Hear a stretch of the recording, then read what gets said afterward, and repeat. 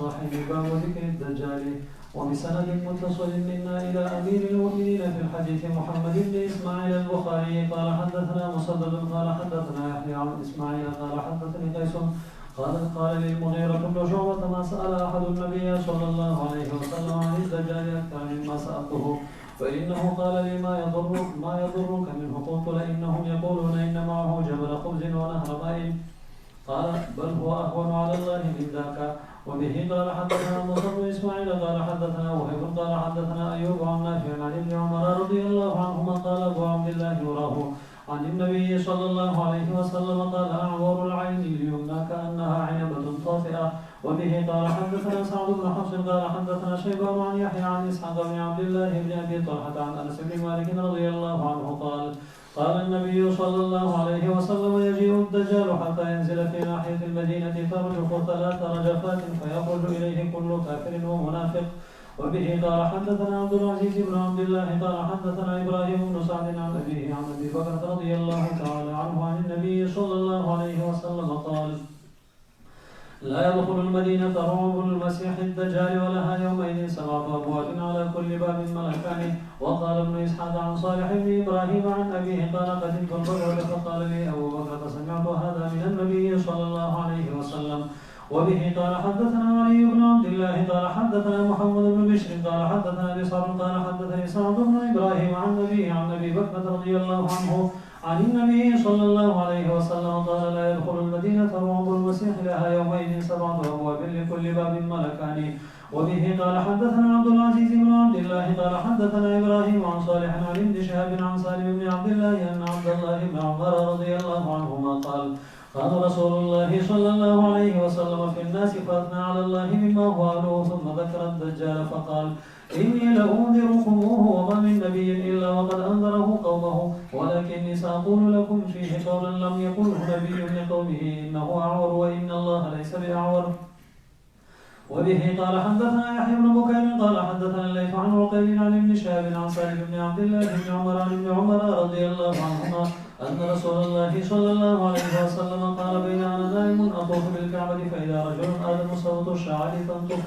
أو تهرق رأسه ما أن قلت من هذا قال ابن مريم عليه السلام ثم ذهبت ألتفت فإذا رجل جسيم نحو جعد الرأس عور العين كأن عينه عنبة طافئة قالوا هذا الدجال وأقرب الناس به شبها ابن قطن رجل من خزاعة. وبه قال حدثنا عبد العزيز بن عبد الله قال حدثنا إبراهيم بن سعد عن صالح عن ابن شهاب عن عائشة رضي الله عنها قالت سمعت رسول الله صلى الله عليه وسلم يستعيذ في صلاته من فتنة الدجال. وبه قال حدثنا عبدان قال أخبرني أبي عن شعبة عن عبد الملك عن ربيعين عن حذيفة رضي الله عنه عن النبي صلى الله عليه وسلم قال في الدجال إن معه ماء ونارا فناره ماء بارد وماؤه نار. قال أبو مسعود رضي الله عنه أنا سمعته من رسول الله صلى الله عليه وسلم. وبه قال حدثنا سليمان بن حرب قال حدثنا شعبة عن قتادة عن أنس رضي الله عنه قال النبي صلى الله عليه وسلم وما بعث نبي إلا أنذر أمته الأعور الكذاب ألا إنه أعور وإن ربكم ليس بأعور وإن بين عينيه مكتوب كافر فيه أبو هريرة وابن عباس رضي الله تعالى عنهم. د دجال خبره تفصیلی موږ تاسو مخکې کړې وه صرف دا چې ډېره عظیمه فتنه ده. حضرت مغیره ابن شعبه هغه وی د دجال په باب کې هیڅ چا تر ما زیاتې پوښتنه د پیغمبر علیه الصلاة والسلام نه دی کړې. یو ورځ راته ویلې ته دومره ډېرې پوښتنې کوې ته ولې ډارېږې؟ وایي ما ورته ویلې صاحب خو خلک وایي چې دومره عظیم دجال د بدبخته چې یو غر د مړۍ د ورسره یو نهر د اوبو د ورسره نو دومره شیان تصرفات چې دی ښکاره کوي خلکو ته نو خو طبعا خلک به د ده بیا مني. حضرت پیغمبر علیه السلام ورته ویلې نه دا دومره د خدای په نزد قدر نه لري چې دا شی تصرفات به دته پیدا کیږي. او تخیلي شی دا اخر چې سبق موږ په ودروه د دغه نه ورمخکې حدیث ادسره صورت اوبو صورت غره د مړۍ ښکاره کیږي د اور ښکاره کیږي دا شیان ښکاره کوی شي خو دجال ده دا چې خلکو ته دعوت ورکړي چې دماغ خدایي ومنئ بیا به زه دغه اوبو تاسو ته درکوم کنی دغه اور ته ما اچوم. دی چې اور ته واچوي چې څوک د ده نه ومني هغه په واقع کې سړې اوبه دي. چا دی اوبه بولي خپلوانو ته هغه د ده چې څوک ومني یخته چا چې هغه اور ده. که بل ځای کې مې په یاد وي هلته تعبیر په جنت او په دوزخ و. دلته په اور او په اوبو، هلته د جنت او د دوزخ چې څوک د ده ومني دی خیالي تخیلي باغونه او شیان ورته ښکاره کوي چې دا جنت به در کوم. چې چا د ده ومنل دا صورتن جنت ته اچوي خو دغه سړی جهنمي کېږي. څوک چې د ده ونه مني صورتن دی اور ته اچوي په واقع کې هغه سړی جنتي کېږي. نور دا دجال فتنه هر نبی خلکو ته ښوولې ده، خو نبی علیه السلام ته زیات علم خدای پاک د ده په شان کې ورکړی. حتی جسم علامې هم ورته ښوولې دي چې یوه سترګه ړنده ده، په مابین د سترګو کې کافرې یا کافر مرکب یا مفرد حروف دا لیکلي دي. هر څوک چې مسلمان وي په هغه به پوهېږي چې دا کافر ده. که خط نه یې زده هم الله ته علم خدای پاک ورکوي، ای ده په کافر ټکي باندې پوهېږي. باب لا يدخل الدجال المدينة. وبه قال حدثنا أبو اليمان قال أخبرنا شعيب عن الزهري قال حدثني عبيد الله بن عبد الله بن عتبة بن مسعود أن أبا سعيد رضي الله عنه قال حدثنا النبي صلى الله عليه وسلم يوما حديثا طويلا عن الدجال، فكان فيما يحدثنا به أنه قال يأتي الدجال وهو محرم عليه أن يدخل نقاب المدينة فينزل بعض السباق التي تلي المدينة، ويخرج إليه يومئذ رجل وهو خير الناس ومن خيار الناس فيقول أشهد أنك الدجال الذي حدثنا رسول الله صلى الله عليه وسلم حديثا. ويقول الدجال أرأيتم إن قتلت هذا ثم أحييته هل تشكون في الأمر؟ فيقول لا، فيقتله ثم يحييه فيقول والله ما كنت فيك أشد بصيرة مني اليوم. فيريد الدجال أن يقتله فلا يسلط عليه. وبه قال حدثنا عبد الله بن مسلمة عن مالك عن معين بن عبد الله بن المجمر عن أبي هريرة رضي الله عنه قال قال رسول الله صلى الله عليه وسلم على أنقاب المدينة ملائكة لا يدخلها الطاعون ولا الدجال. وبه قال حدثنا يحيى بن موسى قال حدثنا يزيد بن هارون قال أخبرنا شعبة عن قتادة عن أنس رضي الله عنه عن النبي صلى الله عليه وسلم قال المدينة يأتيها الدجال فيجد الملائكة يحرسونها فلا يقربها الدجال قال ولا الطاعون إن شاء الله. دا مسله مخکې موږ تاسو ویلې وه د حضرت خضر علیه نبی السلام په حیات او په ممات کې چې لوی اختلاف و. ډیره ډله په دې ده چې هغه ژوندی ده او د دجال مقابلې ته به د مدینې منورې نه دی وروځي، په ده حدیث تمسک نیسي. حضرت پیغمبر صلی الله علیه وسلم وویلې دجال چې په آخر وخت کې ظهور وکړي هر ښار ته ورتلی شي، خو مدینې منورې ته چې راځي مدینه منوره باندې به دیوال په هغه وخت کې راتاو وي، هر طرف ته به ملایکې ولاړې وي، هلته به دی نږدې نشي کېدی، د مدینې منورې نه د باندې دی واړه وي. هلته په مدینه منوره کې ډار په خلکو ولګېږي چې کوم منافقین دي کافران دي هغه به په خپله ورته راووځي، دی نشي ورتلی. خو د نیکو خلکو د جملې نه به یو سړی ورته راووځي او د خلکو د وړاندې به دجال ته وایي چې موږ دې پېژنو، ته هغه څوک چې پیغمبر علیه السلام موږ ته ویلي دي چې دی دجال ده، کافر ده. دا خلکو ته به دجال وایي که زه دغه سړی مړ کم بیا یې ژوندی کم بیا به د ما خدایي ومنئ، دوی به ورته او دغه سړی مړ کړي شهید یې کړي بیرته یې ژوندی کړي. دی ورته چې اوس مې لا علم زیات شو چې ته رښتیا هغه دجال یې، ځکه دغه علامه موږ ته نبي علیه السلام ښوولې وه. دوواري چې بیا وس وکړي بیا نشي مړ کولی. اوس دغه رجل صالح څوک ده؟ لاندې نکته ده د قسطلاني عیني کرماني د درې سره ګډه مشترک چې هو الخضره چې دا حضرت خضر علیه نبینا علیه السلام دغه علامې چې ورکړي دي قسطلاني عیني کرماني د دغو درې سره رایه دا ده چې هغه رجل صالح چې ما حیات چکلی دي تر هغه وخته پورې به دایم ژوندی وي. نور خو په دنیا کې هېڅوک هم ژوندي پاتې کېدی خو نشي، خو د بعضې خلکو عمرونه هغه د مخلوقاتو اوږده د قرآن او د حدیثو نه ثابت دي. ابلیس لعین هغه د تر قیامت ته نږدې پورې به ژوندی وي، څه وخت پیدا ده او تر هغه وخته پورې به دی ژوندی وي. د عیسی علیه السلام د ژوند خبره شته، د حضرت الیاس علیه السلام په باب کې دغسې ده، د ادریس علیه السلام په باب کې، د حضرت خضر علیه نبینا علیه السلام په باب کې. باب يأجوج ومأجوج. وبه قال حدثنا أبو اليمان قال أخبرنا شعيب عن الزهري وحدثنا إسماعيل قال حدثني أخي عن سليمان عن محمد بن أبي عتيق عن ابن شهاب عن عروة بن الزبير أن زينب بنت أبي سلمة حدثته عن أم حبيبة بنت أبي سفيان عن زينب بنت جحش رضي الله عنهن أن رسول الله صلى الله عليه وسلم دخل عليها يوم فجعل يقول لا إله إلا الله ويل للعرب من شر قد اقترب فتح اليوم من رد يأجوج ومأجوج مثل هذه وحلق بإصبعه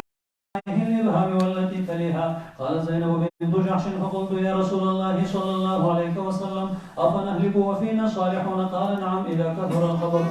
وبه قال حدثنا موسى بن إسماعيل قال حدثنا وهيب قال حدثنا ابن طاووس عن أبيه عن أبي هريرة رضي الله عنه عن النبي صلى الله عليه وسلم قال يفتح الردم يأجوج ومأجوج مثل هذه وعقد وهيب 90. بسم الله الرحمن الرحيم. كتاب الأحكام. باب قول الله أطيعوا الله وأطيعوا الرسول وأولي الأمر منكم. وبه قال حدثنا عبان قال أخبرنا عبد الله عن يونس عن الزهري قال أخبرني أبو سلمة بن عبد الرحمن أنه سمع أبا هريرة رضي الله عنه أن رسول الله صلى الله عليه وسلم قال من أطاعني فقد أطاع الله ومن عصاني فقد عصى الله ومن أطاع أميري فقد أطاعني ومن عصى أميري فقد عصاني. وبه قال حدثنا إسماعيل قال حدثني مالك عن عبد الله بن دينار عن عبد الله بن عمر رضي الله عنهما أن رسول الله صلى الله عليه وسلم قال ألا كلكم راع وكلكم مسؤول عن رعيته فالإمام الذي على الناس راع وهو مسؤول عن رعيته والرجل راع على أهل بيته وهو مسؤول عن رعيته والمرأة راعية على أهل بيت زوجها وولده وهي مسؤولة عنهم وعبد الرجل راع على مال سيده وهو مسؤول عنه ألا فكلكم راع وكلكم مسؤول عن رعيته. کتاب الاحکام. دلته د دغه نه بعد اکثر مباحث را روان د امارت او د قضا د حکمو په مسلسل تعلق کې دي. اول د امیرانو د حاکمانو د اطاعت قاری سے ترش دلته دا بوس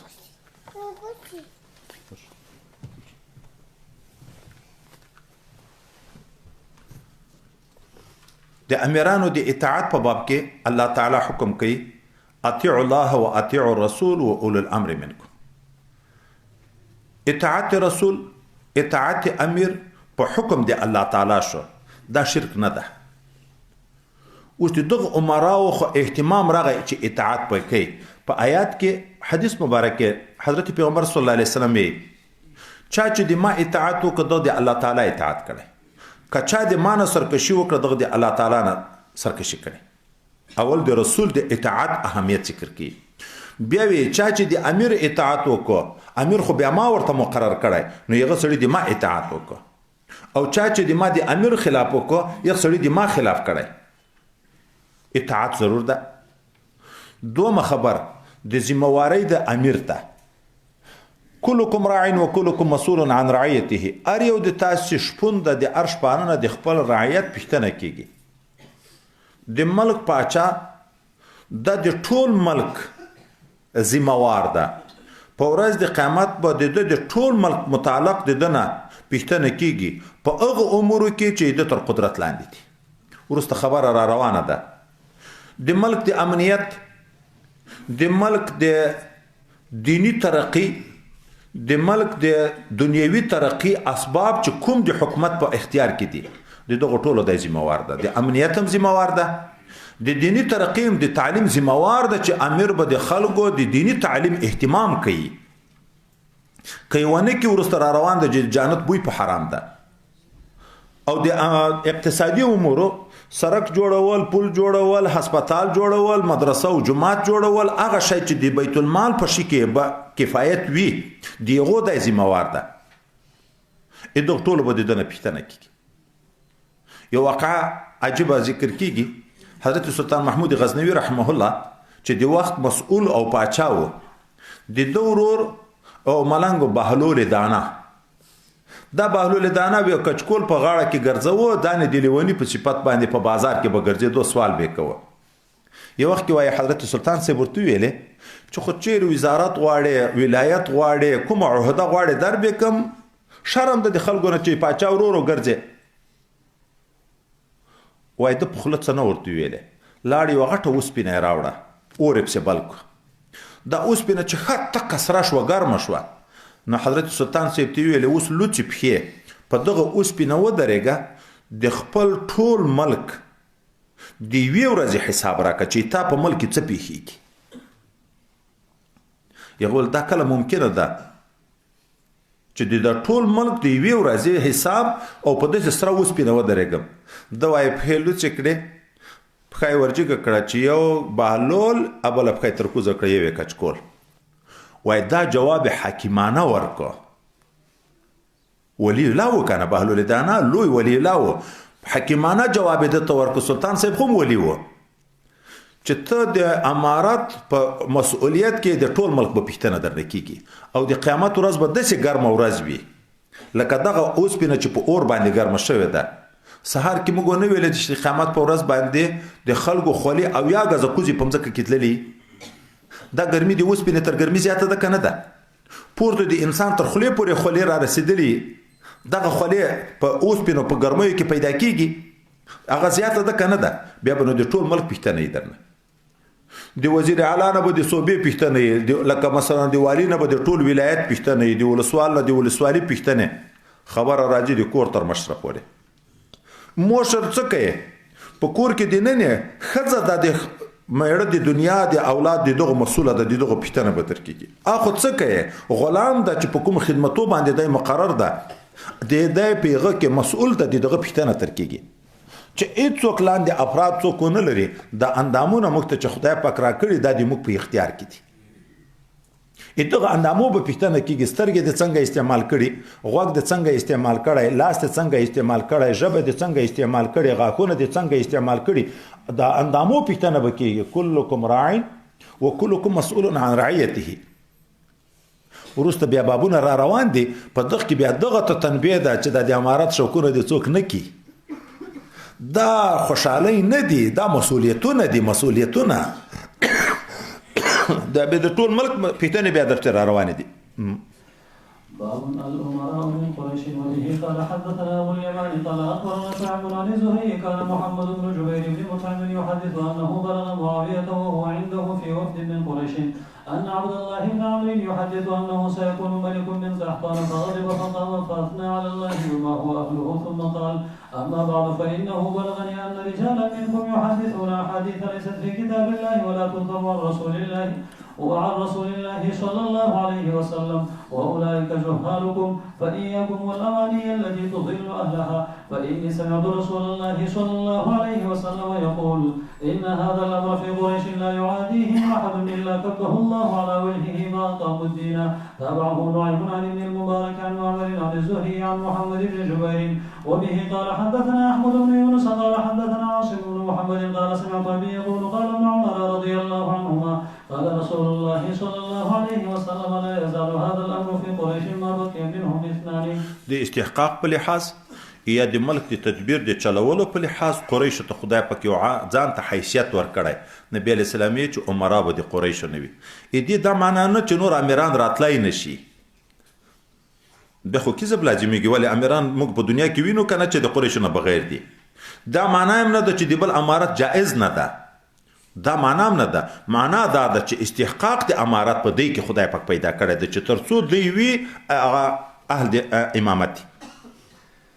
باب أجر من قضى بالحكمة لقول الله تعالى ومن لم يحكم بما أنزل الله فأولئك هم الفاسقون. وبه قال حدثني شهاب بن عباد قال حدثنا إبراهيم بن حميد عن إسماعيل عن قيس عن عبد الله رضي الله عنه قال قال رسول الله صلى الله عليه وسلم لا حسد إلا في اثنتين رجل أتاه الله مالا فسلطه على هلكته في الحق وآخر أتاه الله حكمة فهو يقضي بها ويعلمها. دا چې اول د اطاعت خبره وه چې د امیر به اطاعت کې.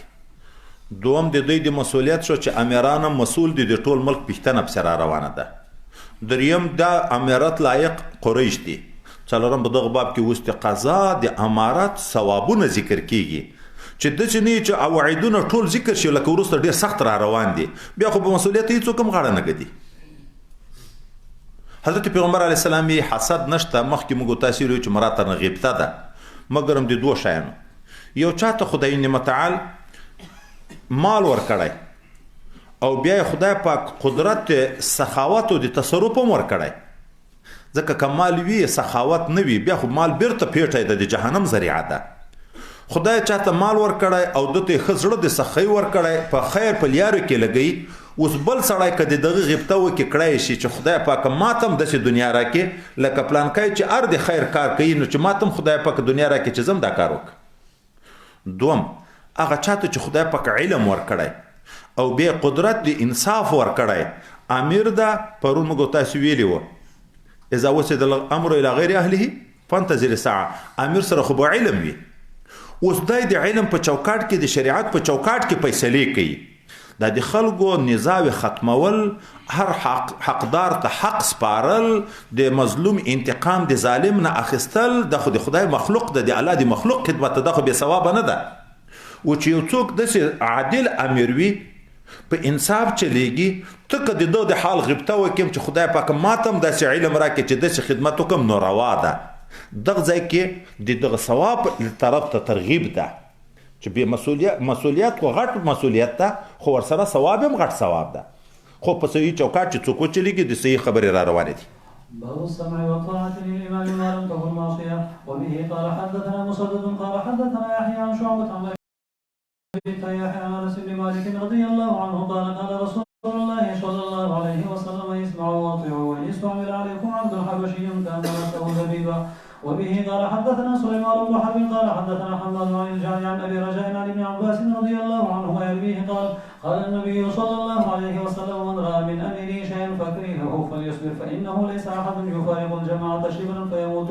الا مات ميتة الجاهليه. وبه قال حدثنا مسدد قال حدثنا يحيى بن سعيد عن عبيد الله قال حدثني نافع عن عبد الله رضي الله عنه عن النبي صلى الله عليه وسلم قال السمع والطاعة على المرء المسلم فيما أحب وكره ما لم يؤمر بمعصية، فإذا أمر بمعصية فلا سمع ولا طاعة. وبه قال حدثنا عمر بن حفص بن غياث قال حدثنا أبي قال حدثنا الأعمش قال حدثنا سعد بن عبيدة عن أبي عبد الرحمن عن علي رضي الله عنه قال بعث النبي صلى الله عليه وسلم سرية وأمر عليهم رجلا من الأنصار وأمرهم أن يطيعوه فغضب عليهم وقال أليس قد أمر النبي صلى الله عليه وسلم أن تطيعوني؟ قالوا بلى. قال عزمت عليكم عن لما جمعتم حطبا وأوقدتم نارا ثم دخلتم فيها فجمعوا حطبا فأوقدوا فلما هموا بالدخول فقام ينظر بعضهم إلى بعض فقال بعضهم إنما تبعنا النبي صلى الله عليه وسلم فرارا من النار أفندخلها؟ فبينما هم كذلك إذ خمدت النار وسكن غضبه فذكر للنبي صلى الله عليه وسلم فقال لو دخلوها ما خرجوا منها أبدا إنما الطاعة في المعروف. د امیر د اطاعت اولم حکم آیات مبارکه کې موږ تاسو ویلې، دلته بیا هم حضرت پیغمبر علیه السلام امیر رنګ ته به نه ګوري، قوم ته به نه ګوري، که تور حبشی غلام چې د رنګ دومره بد شکلی چې سر یې دومره کنکۍ لکه یو ممیز چې د امیر در باندې مقرر شي اطاعت به خامخا کې، دا د اهتمام. خو بیرته شرط ګدي چې د امیر اطاعت د څه وخت دا الته چې په جایز امور امر درته وکړي، که د شریعت خلاف دنیا د غټ امیر المؤمنین په عنوان یو، ځکه اصل خو امیر الته چې ذکر کېدو امیر المؤمنین د ټوله دنیا، که امیر المؤمنین د شریعت خلاف حکم درته وکم اطاعت نشته. اطاعت په معروف کې ده، ځکه موږ ته نبی علیه السلام لا طاعت للمخلوق فی معصیت الخالق، چې الله په خفه کېږي ناراضه کېږي په یو څه کې به نه د پاچا منې، نه به د پلار منې، نه به د استاذ منې، نه به د پیر منې، د هیڅ چا اطاعت نشته چې الله په ناراضه کېږي. اطاعت چې ضرور ده، که د پلار ده، که د استاذ ده، که د خپل شیخ ده، که د خپل امیر ده، دا په جائز امور کې، نو اطاعت امیر ضرور ده خو په جائز امور کې. باب من لم يسأل الله الإمارة أعانه الله عليها. وبه قال حدثنا حجاج بن منهال قال حدثنا جرير بن حازم عن الحسن عن عبد الرحمن بن سمرة رضي الله عنه قال قال النبي صلى الله عليه وسلم يا عبد الرحمن بن سمرة لا تسأل الإمارة فإنك إن أوتيتها عن مسألة وكلت إليها وإن أوتيتها عن غير مسألة أعنت عليها وإذا حلفت على يمين فرأيت غيرها خيرا منها فكفر عن يمينك وات الذي هو خير. باب من سأل الإمارة وكل إليها. وبه قال حدثنا أبو معمر قال حدثنا عبد الوارث قال حدثنا يونس عن الحسن قال حدثنا عبد الرحمن بن سمرة رضي الله عنه قال لي رسول الله صلى الله عليه وسلم يا عبد الرحمن بن سمرة لا تسأل الإمارة فإن أعطيتها عن مسألة وكلت إليها وإن أعطيتها عن غير مسألة أعنت عليها وإذا حلفت على يمين فرأيت غيرها خيرا منها فأت الذي هو خير وكفر عن يمينك. دا چې امارت دواړه اړخه لري، ښه هم لري بدتوب هم لري، نو امارت په پخله نه غواړي. اول باب او دوم باب حدیث مبارک یو ده خو عنوانونه بدل دي. په اول باب کې دا دی چې څوک امارت په خپله نه غواړي، د حاکم دی طرف نه مجبوره کړی شي، ته قضا نه غواړي امیر د مسلمانانو ته قاضي کی، ته ولایت نه غواړي هغه د والی کی، ته ولسوالي نه غواړي هغه د ولسوال کی، ته دلګۍ مشري نه غواړي هغه د دلګۍ مشر کی، چې ته نه غواړي د طرف نه درکړی شي، بیا الله تعالی د تا معاونت کوي. او که تا په خپله غوښتنه وکړه بیا د الله معاونت نه کوي خپل ځان ته د سپاري چې چیرې تباه شوي هلته به تباه کېږي دا د دواړو حدیثو دا دوه مضمون هم دغه ده چې په خپله چې څوک امارت غواړي خدای خپل ځان ته سپاري بیا الله ځکه هم که موږ تاسې خیال کړی وي په دا وټو کې چې چیرې هم کوم څوک خپله ډېر دلچسپي کوي په خلکو ګرځه وټونه غواړه او رشوتونه تېروه او واسطې برابروه عهده غواړي ښه سړی وي خو د عهدې ته چې ورسېږي بدنام شي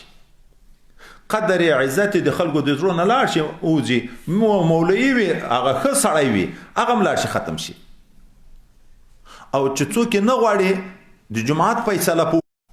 څوک چې عهده په خپله غواړي الله یې خپل ځان ته سپاري او څوک چې خپله نه غواړي د بل چا د طرف نه ورکړی شي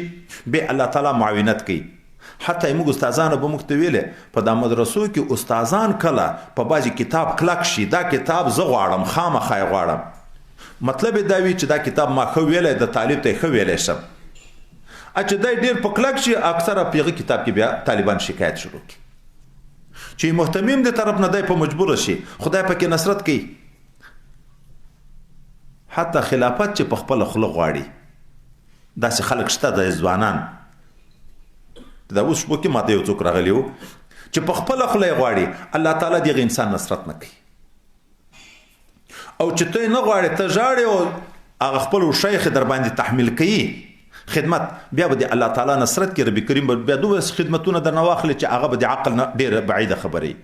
نو خپله د سړی طلبګار کېږي د عهدې نه او طلب هم روا ده هغه به بیا په خپل ځای کې یو ځای کې ذکر شي که داسې صورتو چې ته په دا پیدې چې زه ایمان خیانت نه کېږي یو شرط دوم په دا پیدې چې د دغې عهدې د ادا کولو دپاره لایق بل څوک نشته دریم د عهده تا غوښته د حقوقو د مسلمانانو د ادایګي دپاره د خپل انتقام دپاره نه چې یو چا څه در سره کړي دي چې زه قدرت ته ورسېږم بیا به نو زه د ده سره ګورم په داسې صورتو کې په بعضې شرطو عین الاحکام لیکلي دي چې بیا روا ده حضرت یوسف علی نبینا علیه السلام د ملک امیر ته د قحطۍ سلسلې چې راغلې اجعلني على خزائن الارض مطالبه یې خپله وکړه که یې نه وکړه په دا پیدو چې بل څوک کفار و اکثره امین نشته د عامو مسلمانانو حقوق ضایع کېږي د عامو انسانانو حقوق ضایع کېږي په داسې صورت کې چې په ځان هم اعتماد وي چې د مانه خیانت نه کېږي او په ځان هم اعتماد وي چې زه د انتقام دپاره زه دا کار نه کوم د شهرت او د فخر او د ریا دپاره یې نه کوم د دین د خدمت په خاطر باندې درېږم نو په هغو صورتو کې بیا کله کله مطالبه هم روا شي خو مشروطه عامه اوقاتو کې مطالبه دا ممنوع دي باب ما يكره من الحج على الإمارة وبه قال حدثنا أحمد بن يونس قال حدثنا ابن أبي ذئب عن سعيد المقبري عن أبي هريرة رضي الله عنه عن النبي صلى الله عليه وسلم قال إنكم ستحرصون على الإمارة وستكونون ندامة يوم القيامة فنعم المرضعة وبئست الفاطمة وقال محمد بن بشار حدثنا عبد الله المحوران قال حدثنا عبد الحميد عن سعيد المقبري عن عمر بن الحكم عن أبي هريرة رضي الله عنه قوله وبه قال حدثنا محمد بن علاء قال حدثنا موسى عن مريد عن ابي برده عن ابي موسى رضي الله عنه قال دخلت على النبي صلى الله عليه وسلم انا ورجلين من قومي فقال احد الرجلين امرنا يا رسول الله صلى الله عليه وسلم وقال الاخر مثله فقال انا لا نولي هذا من ساله ولا من حرص عليه د امارت د غختلو حرص د څوک نه کوي حضرت پیغمبر صلی الله علیه وسلم ویلي داسې وخت را روان ده چې تاسو به د امارت حرص کوئ حرص خو ګورئ دغه امارت به بیا ندامت وي په ورځ د قیامت باندې بیا به پښیمانتیا به ډېرې وکیه ځکه وروسته را روان ده چې هغه سزا د امیرانو څوک که په خبر شي چې په قیامت کې ورکول کیږي نو په ټول عمر به دی دا مو ونه غواړي چې زه د صرف د دوه نفرو په منځ کې ثالث شم فیصله دې وکړم په ټول عمر به دا تقاضا بیا ونه کړي داسې سخت عذابونه یې ورته را روان دي نو حرص را روان ده په امارت باندې خو ندامت به وي په ورځ قیامت بیا یو عجیبه تشبیه ذکر کوي فنعم المرضعة وبئست الفاطمه د کنکای چې تیر وي رضیع ورته ویلی کېږي چې مور د تینه پرې کې فتیم ورته ویلی کېږي د امارت دائمي وي عهده بیا د لاس نه وځي که نه وځي اوس نو اول چې په امارت کې راغلی لکه د مور شودې چې روي عزت سلسله ده اول راغلی په قدرت کې موټر پیدا شو بډیګارډ پیدا شو روپۍ ډېرې شوې عزت ډېر شو هر څوک د قدر و احترام کوي تحفې و هدیې شي نو شیروزه ده شودې ډېرې شوې ډېر ورته خوشحاله سړی خو چې امارت نه لرې کېږي بیا به نو کنکای چې د تینه بیلی بیا په ډېر سختي بیلیږي موږ تاسې په کورو کې تجربې لري حتی کله بعضې میندې چې د هلک نه بیلیږي خپل تایمه به مخه په مرچو ورته ککړ کړي وړی ورته په تړي په یو قسم خو هغه هلک بیا هم ژاړي دغه چې په چیشي روږده شوی د اتر ډېره وخته نه وځي بئس الفاتمه اوس نو د دغه معنا څه ده امارت کې که سړي وخت تېر کړو که دغه وخت د عدل او د انصاف وخت سړی تیر کې هم ګورئ ظلمونه یې نه کړي د عدل او د انصاف وخت تیر کې هم د انسان فطري صفت ده چې د قدرت موټر نه چې لرې کېږي د عزت نه چې لرې کېږي هغه شناخته چې مخکې سلیټونه درته کول سلامونه وروسته دې بیا په ټماټرو ولي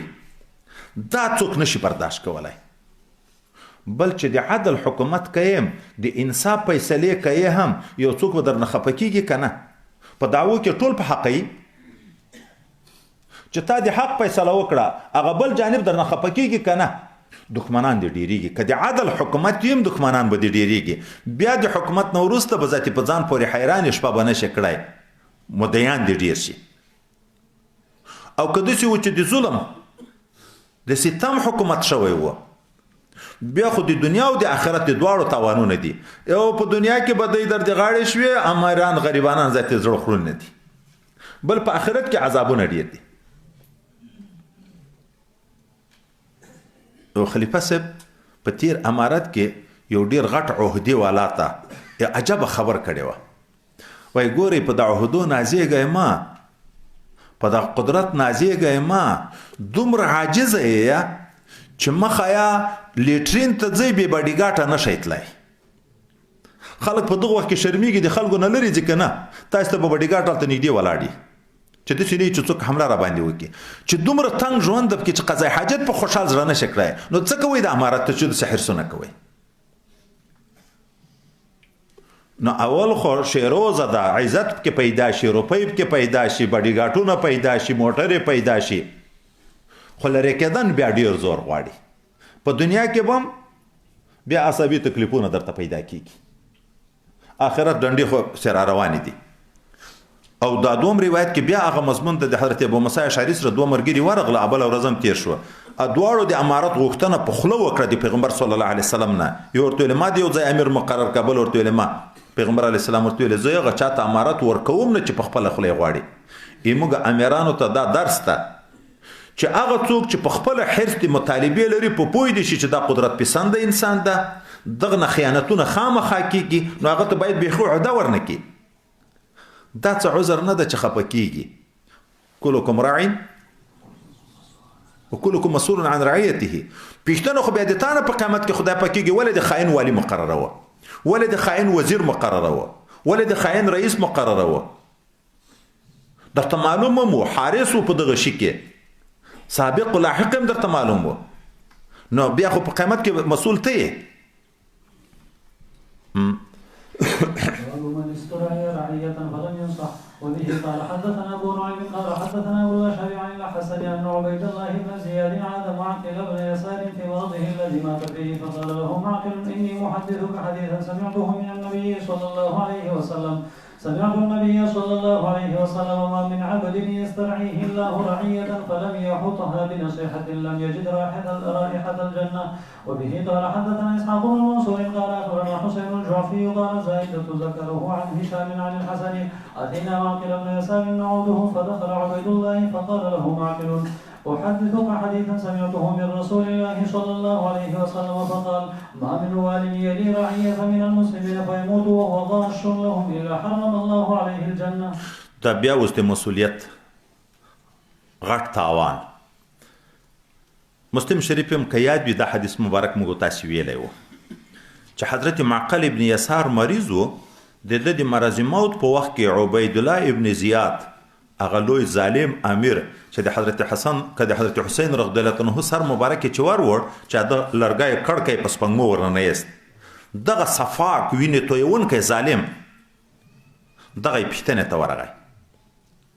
ځکه امیران کله پیرانو ته ملایانو ته د اعتبار دپاره ورځي چې خلکو ته په خیال کې دا ورکړي چې زه خو نیک سړی یم د علماو سره تعلق لرم د پیرانو سره تعلق لرم په دغه د خلکو بیړۍ غر کوي نو ورغی د صحابي مبارک پوښتنې ته ورغی دی ورته وی حضرت معقل ابن یسار زه یو حدیث درته بیانوم چې ما د پیغمبر علیه السلام نه اورېدلی که الله ته مې یاد وي په مسلم کې دا یې ورته ویلې تر اوسه مې نه و بیان کړی خو اوس یې بیانوم ولې هلته موږ تاسې وجه ویلې وه چې مخامخ یې مخکې ورته ویلې هغه ظالم دا یې شهید کوه اوس چې د زلکدانو خال نږدې ده طبعا په داسې مریض بیا څوک کار نه لري خوف د فتنې ورک شه ما د پیغمبر علیه السلام نه اورېدلي کوم څوک چې د یو ملک د یو علاقې امیر مقرر شو او بیا دغه سړي خپل ټول کوشش په خیرخواهي د دغه رعیت کې تیره نه کړه لم یحطها بنصیحه احاطه یې ونه کړه په د خپل رعیت د نصیحتو د خیرخواهي چې هغه د دوی د علمي ترقي د دوی د دنیوي ترقي د دوی د امن د دغو ټولو شیانو چې د په وس پوره و هغه وس یې ورسره ونه کړ لم یجد رایحة الجنه د جنت بوی به ونه ویني او د جنت بوی 1500 کاله لرې مسافې ته رسیږي دا به کوم امیر ونه ویني کافر ده که مسلمان په ګناه سړی کافر کیږي دلته دومره سخت وعید راغی جنت بوی به ونه ویني نو هلته مسلم شریف کې موږ تاسو توجیه کړې وه که ظلم جایز ځان ته بولي خو بیا خو په کافر کیږي که جایز هم نه بولي جرم بولي ګناه نو تر څو پورې جنت ته نشي تللی چې یو وارې د دغه ټول رعیت د حقوقو انتقام نه تر اخیستل شوی مخکې موږ تاسو ویلي وو د غلول غنیمت کې غلا کول تر نورو غلاو ډیره بده ده ولې د یو سړي نه چې غلا وکړي ممکنه ده چې په ژوند کې بیرته راځي کی ده چې په جهاد کې په توره شپه په یو ځای حمله شوې 400-500 مجاهدین کې شریک دي تا ته نوم او درک او کله هم نه ده معلوم تا د 500 نفرو سره خیانت وکړه بیا به په قیامت کې د 500 نفرو لاس تا په غاړه کې وي دیغه راضي کول بیا ډیر مشکل دی په دنیا کې هم تا ته نه دی معلوم چې ته راضي کې به چې یو سړی والی وي د ټول ولایت 100 لکه انسانان نه 2 میلیونه انسانان وي چې وزیر وي په خپل وزارت کې چې امیر د ټول ملک چې څومره افراد دي د دغه په حقوقو کې چې د وس رسیږي او د خیرخواهي ونه کی خپل وسب کې صرف نه کی د کونډې بم لاس وي د په ګریوان کې د مظلوم بم لاس وي د په ګریوان کې د یتیم بم لاس وي د په ګریوان کې د هر چا به د خپل حقوقو په انداز باندې لاس وي چې دغه امیر د موږ سره په دغه کې خیانت کړی ده د دغه ټولو حقوق راضي کول ډیر مشکل دي نو لهذا دغه تګ جهنم ته د دغه غالب ده چې دا به دي جهنم ته چې تر هغه وخته پورې جهنم کې د ټول رعایت سزا او نه دی نه اخلاص شوی تر هغه وخته د جنت بوی په حرام ده او اخر خو مسلمان ده د اسلام په نگاه باندې د مسلمان د پاره د موږ عقیده ده چې هغه به اخرم جنت ته ځي چې ارڅومره لوی جناه وکړي حتی قتل وکړي هم چې ظاهره سزا یې لکه د کفر داسې ذکر شوی خو موږ تاسې تعبیر په چی کړو مقصد طویل ډېر وخت خو به په جهنم کې تیر کې لیکن اخر به هم ځي اوس نو امارت دا مسؤلیت ده دا حاکمیت نه ده په واقع کې دا غلامی ده په واقع کې عبدیت ته خادم شوې ته د ټولو خلکو خادم شوې خو موږ په مطلب نه پیږو موږ په ټولو خلکو حاکم شوې په ټولو خلکو چې حاکم ځان بولي نو پارچا به ظلم کوي او چې د ټولو خلکو خادم ځان بولي حضرت سیدنا عمر فاروق رضی الله تعالی عنه نه پیغام حیات صحابه کې مې دا واقعه لیدلې ډېره مخکې تقریبا 10 کاله شاوخوا 28 کاله به کېږي که سیرت ابن هشام کې مې ولیده د شپې ګرځي په ګشت باندې غلام هم ورسره ده یو ځای کې اور بل ده په دښته کې دی غلی غلی نږدې ورځي چې نږدې ورغی چې هلته کنکي ژاړي او اور باندې دیګ باندې ده نو دی وټوخېدو هلته ښځه ناسته ده او کنکي دي دا ژاړي چې ښځې په پام شو نو ورته وویلې چې دا کنکي ولې ژاړي وایي دا درېیمه ورځ ده چې خوراک یې نه ده کړی لوږې نه ژاړي وای په دې کې د شی باندې کړی دي وای په دې کې مې تیږي باندې کړی د دې د غلطولو لپاره چې په دغه چل ویده شي ورته هم چې ودرې چې پخېږي دې ته به خوب ورچې ویده شي نو دا یا ښځې ته وی نو ولې امیر المؤمنین ته نه ورځې ځان نه ورپېژنې چې زه امیر المؤمنین یم ولې امیر المؤمنین ته نه ورځې عریضه نه کوي چې د تا سره کومک وکړي دا ورته عجبه خبر کوي وای زه به ولې ورځم خدای امیر د ما مسؤل ده خدای به راځي په ما پسې به ګرځي زه به په قیامت کې بیا پوښتنه تر کوم دی لاړ غټه ګونه یې د خوراکي شیانو نه ډکه کړه او په شاکۍ غلام ته وی دا راپشا که غلام ورته یې زه یې پشا کوم خو زه د غلام یم زه یې وړم وایي په قیامت کې بیا پوښتنه یې تا نه کېږي که د ما نه کېږي ګونه یې ډکه وروړه هلته یې ورته په شپه کې ورسوله بیا یې ورته وویلې چې اوس دغه کنکۍ ته شی باندې که او یا زه تر څو نه ځم چې دا کنکي مې په ژړا لیدلي و چې بېرته په خندا ونه وینم شی ورته پاخه کړه کنکۍ وخوړه چې ماړه شو نو ساتیره یې شروع کړه بیا ورته ویې چې دا چې در خلاصېږي بیا دفتر ته امیر المؤمنین ته ورشه نو نور کومک هم در سره وکړي د شپې ګشتونه کوي یو وخت کې د شپې په ګشت راوتلی د حضرت عمر فاروق رضی الله عنه یوه زړه ښځه ده په اوښ سپاره ده ګوښې روانه ده ده وایي دا مهار د اوښ وینیو د ښځې نه پوښتنه وکړه ته څوک یې وایي هغې ورته ویل اتق الله د خدای نه وډار شه زه د یمن نه ګوښې را روانه یم تر اوسه ماته مخ ته څوک نه دي درېدلي اوس د رسول الله وطن ته راورسېدم ته ظالم ماته درېږې ما اوښ مخه نیسي دېس کې ویله چې غل ده نو وایي دا دستي په سجده شو شکر یې ویست چې هغه چې نبي علیه السلام ویلي داسې د امن حال به خدای راولي چې د صنعا نه د یمن نه به ګوښې ښځه په اوښ سپاره وي د الله نه سوا د بل چا نه به نه ډارېږي شکر د په سترګو مې دا حال ولید دا په کلی کلی به ګرځېدو په خپلو امیرانو پسې به تعقیب کوو تر شامه پورې پسې تللی د امیر پوښتنې کړې دي د امیر څنګه سړی و یو واقعه بلم ذکر کو ځکه دا خبرې تیږي چې باید ورسیږي ځای ته نو یو ځوان صحابي د شام شریف تر امیر مقرره و وایي هغه عذر ورته ویلی چې زه ځوان یم د تجربې خاوند نه یم داسې نه چې په دا مسؤلیت کې بیا د ما نه څه تقصیر وشي ده ورته ویلی چې د ټول دنیا مسؤلیت ما ته راکړی د یوې علاقې مسؤلیت چې تاسې ځوانان یې نه یې را سره راخلی نو زه به دا ټول ملک خدمت بیا څنګه کوم د ده ځوان صحابي ښځه مالداره وه د مدینې منورې وطن ګرم ده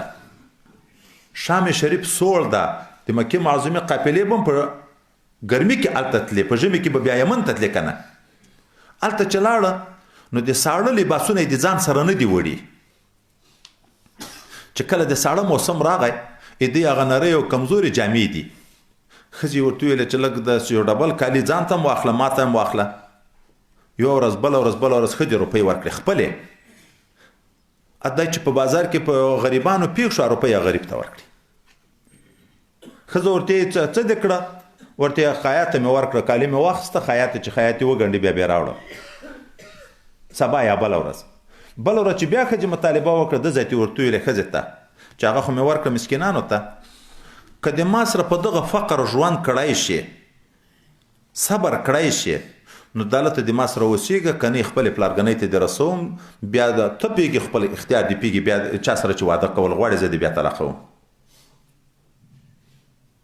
کال بعد حضرت عمر فاروق رضی الله عنه په ګشت پسې لاړ هلته چې لاړ د خلکو نه یې پوښتنه د ده په باب کې شروع کړه چې دا څنګه امیر ده هر څوک صفت کې ډیر عادل ډیر د انصاف چهتان ډیر متقی یو سړی ورته جګ شو چې درې عیبونه نقصانونه شته پکې وایي د حضرت عمر رضی الله عنه رنګ زیړ واوښت چې دغه سړي خو ما ته مخکې عذر ویلی و چې زه ځوان یم بې تجربې یم داسې نه چې د ما نه داسې کارونه وشي چې د شریعت خلاف وي چې بیا به خدای پاک قیامت کې د ما نه پوښتنه کوي چې دغه سړي خو عذر درته ویلی و تا ولې امیر مقرر کړ وایي څه پوښتنې دي عیبونه دي دغه سړي ورته ویلې یو عیب په ده کې دا ده چې روزانه دفتر ته چې راوځي ناوخته راوځي وختي نه راوځي ایده نه مخکې امیران به وختي راتله دوم دی په جمعه کې یوه ورځ چوټي کوي نور امیرانو چوټي نه کړي دریم په دفتر کې کله ناستې بېهوښه شي ولوېږي نو د دغه سړي دماغ عقل کې کمزوري د اعصاب خراب دي نو دا به د خلکو فیصلې څنګه وکړي چې هغه دومره مرضونه لري حضرت عمر فاروق دته ویلې دا شته وایي وایي اوس نو جګ شه جواب وکړه ده ورته ویلې زه چې دفتر ته وختي راوځم ناوخته راوځم روزانه او وجه دا ده ما یوه بیبي ده په کور کې بل څوک نه لرم هغه مریضه ده اوس د کور د خدمت لپاره د بیت المال نه زه دومره حق لرم چې یو خادم ځان ته ونیسم خو زه یم هغه روپۍ چې زه په خپل کور لګوم په غریب دی ولګېږي نو زه سهار وړه خوشته کم بیا وړو ته انتظار یم چې خمیره شي 2 ماړۍ پخې کم ښځه مې یوه ښځه وخوري یو زه وخورم ځکه ښځه مې د خدمت نه ده مریضه ده نو په هغه وځنډېږم وړه خوشتوه بیا خمیره کېږه بیا اور بلکه او پخوه د حضرت عمر صاحب ویران خوشحاله شو چې دا خو نقصان شرعي نه ده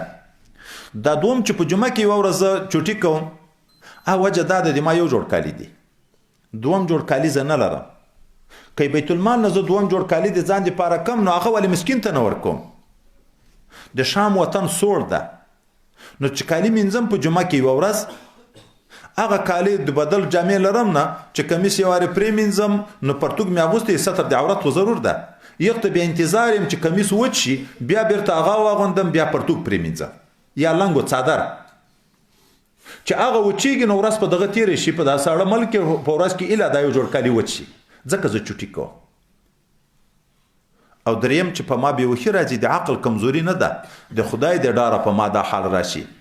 حضرت خبیب رضی الله عنه چې شهید کوو په مکه معظمه کې واقعه چې موږ تاسو تفصیلي ویلې ده زه هلته موجود وم خو کشر وم بېوسه وم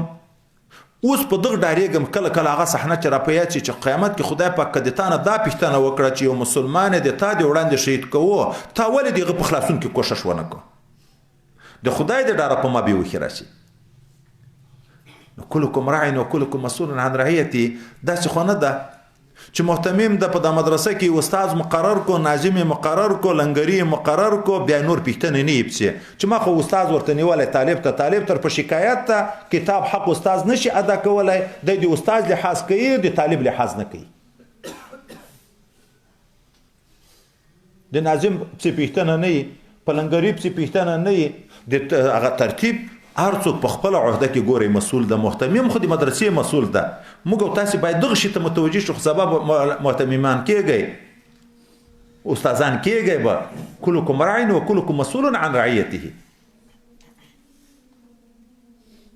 د هر څه شي باید سړی سوچ ولري فکر ولري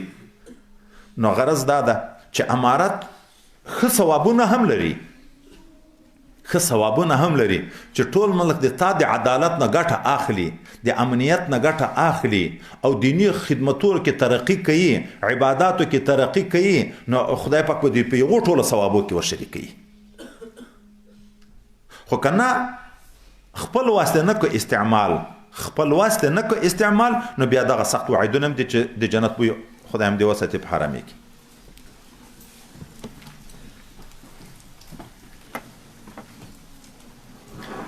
الحمد لله رب العالمين والعاقبة للمتقين والصلاة والسلام على حضرة رسوله محمد وعلى آله وأصحابه أجمعين اللهم ارزقنا علما نافعا وفهما كاملا ورزقا حلالا واسعا وشفاء من كل داء اللهم أرنا الحق حقا وارزقنا اتباعه وأرنا الباطل باطلا وارزقنا اجتنابه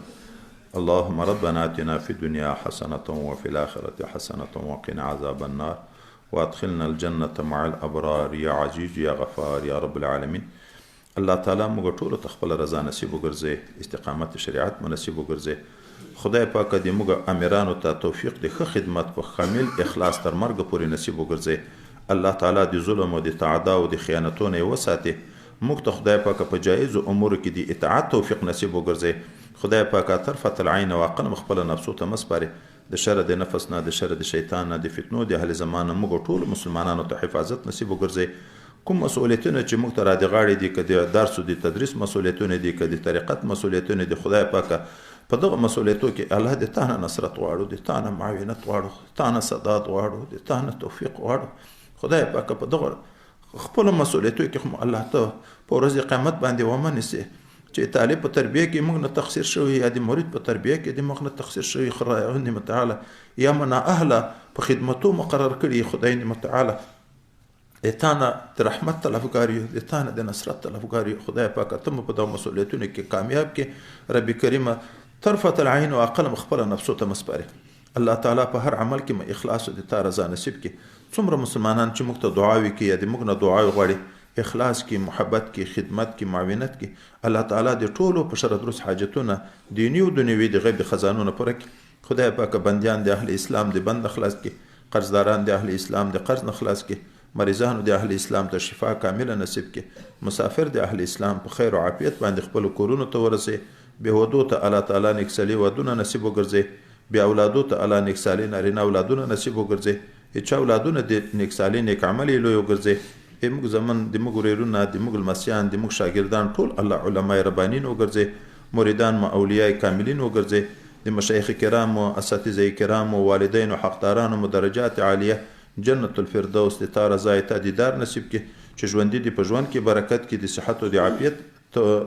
زندگی نصیب وګرځي دې په حقوق کې چې موږ نه تقصیر شوی الله تعالی دغه په عوض کې دې ته درجات عالیه ورکې موږ ته خدای پاک مغفرت نصیب وګرځي